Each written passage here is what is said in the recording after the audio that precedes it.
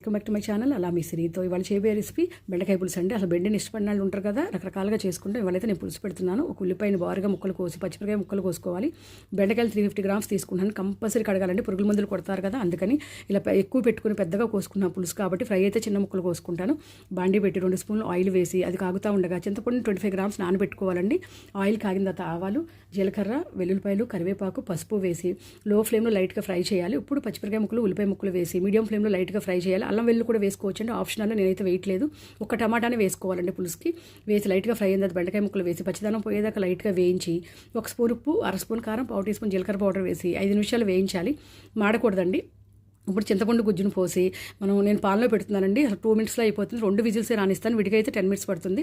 Pan కట్టేసి మళ్ళీ మూత తీసి మనం కొంచెం బెల్లం ముక్క, కొత్తిమీర వేసుకుంటే అసలుకి 1 మినిట్లో మన కూర రెడీ అయిపోద్దండి. యమ్మీ. విడిగా తినొచ్చు, ముద్దపప్పులో తినొచ్చు. డీటెయిల్ వీడియో నా ఛానల్లో ఉంది. రెసిపీ నచ్చితే లైక్, సబ్స్క్రైబ్ మై ఛానల్.